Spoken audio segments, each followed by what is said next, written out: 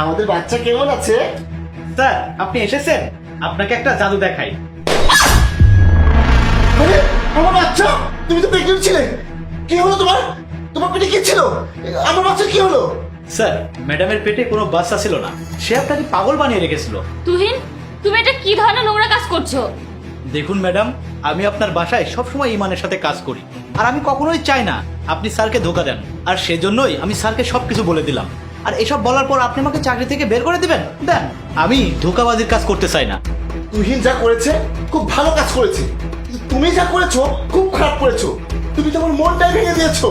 তুমি আমার মনে কষ্ট দিয়েছো। কেন তুমি আমার কাছে সব লুকিয়েছো?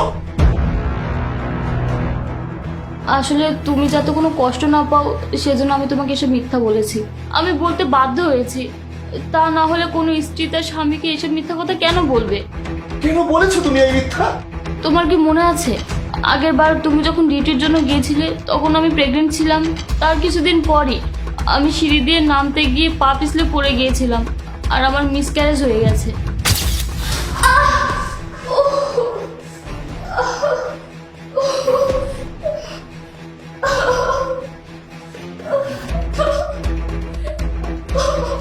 তুমি 2 মাস পর পর বাড়িতে আসো, আর আমি চাইনি তুমি বাড়িতে এসে এই খবরটা পেয়ে কষ্ট পাও।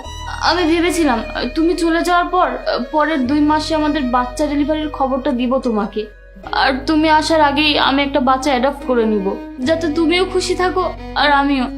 আমি এটা জানি যে আমরা দুজন মিলে একটা খুশির দুনিয়া বানিয়ে ফেলেছিলাম, কিন্তু আমার কারণে সেটা নষ্ট হয়ে গেছে। অপু, আমাকে তোমার মিথ্যা বলার কোনো দরকারই ছিল না। তোমার মিসক্যারেজ হয়েছে, এখানে তো তোমার কোনো দোষ ছিল না। না, সব কিছু আমার ভুলের কারণেই হয়েছে। আমি যদি সেদিনকে সিঁড়ি দিয়ে নামতে না যেতাম তাহলে আমাদের বাচ্চাটা আজকে বেঁচে থাকতো। সবকিছু আমার জন্য হয়েছে। আমাদের বাচ্চাটা বেঁচে নেই, এটা আমার কাছে অনেক দুঃখের।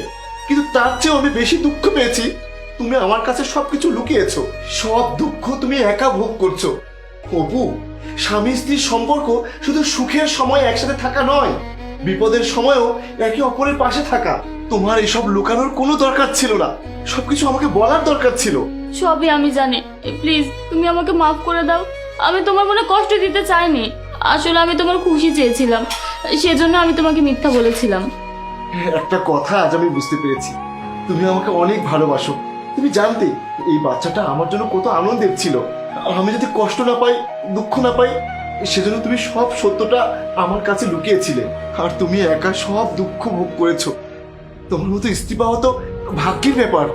একটা বাচ্চা আমাদের সাথে নেই, এটা হয়তো আল্লাহর ইচ্ছা। আমরা আমরা পরবর্তীতে আমার বাচ্চার জন্য প্ল্যান করব।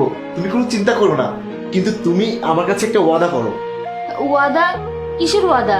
তুমি আজকের পর কখনো আমার কাছে কোনো মিথ্যা কথা বলবে না, কোনো কিছু লুকাবে না। আমি তোমাকে কথা দিচ্ছি, আজকের পর আর কোনো মিথ্যা না, আমি তোমাকে সবকিছু সত্য বলবো।